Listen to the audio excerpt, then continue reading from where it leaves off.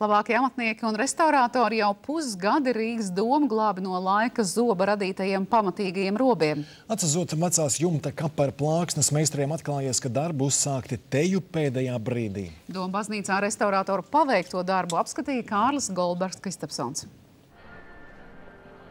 Rīgas doma jumts tika pamatīgi iepriekš restaurēts ļoti sen. Teju pirms 300 gadiem, tālajā 1727. gadā. Senās priežu koka spāres laiks nav saudzējis. Tās vietām ir tik satrupējušas, ka pārvērtušās putekļos. Meistari joko, ka brīžiem šķiet vienīgais, kas turējis baznīcas jumtu, ir lūkšanas. Jumta konstrukcija ir nedaudz pacelta un meistari rūpīgi izzāģē satrupējušās koka daļas, lai tās aizvietotu ar jaunām koka protēzēm. Tik vien 70% no visām tām darbībām, kas šeit notiek, viņas ir pateicoties tam, ka jumts tādā stāvoklī jumts bija jāglābi. Vispārējais, ko mēs darām, tas ir vairāk vai mazāk jau, tas piekļaujās šim te jumta remonta darbam, vai restaurācijas darbam. Doma jumtam Daugavas pusē spāres jau atjaunotas. Tas nozīmē, ka darbu sāk jumiķi.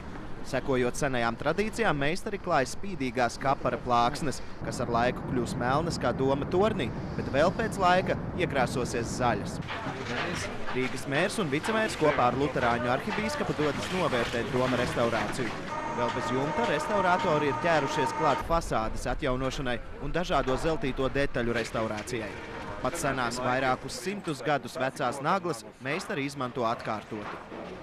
Es domāju, ka tie, kas ir apskatījušies, kas tiek darīts un kādā stāvoklī domas bija, kad šī restaurācija sākās un kas ir paveikts un ko plāno sasniegt, var būt pārliecināti. Es ceru, ka arī Rīgas domas pārstāvji pārliecinājušies par to, ka tiek darīts kaut kas ļoti vērtīgs. Svarīgais darbs izmaksā 4 miljonus latu. Vērienīgajiem restaurācijas darbiem 2 miljonus dod Eiropas Savienība, bet atlikušos 2 miljonus Rīgas dome. Ja mēs neguldītu šos 2 miljonus, nepalīdzētu, tad iespējams pēc 2-3 gadiem vajadzētu krietni lielāks finansējums, jo situācija tur ir absolūti kritiska. Mēs varam jebkuru brīdi sagaidīt, ka doma baznīcai būtu krietni lielākas problēmas.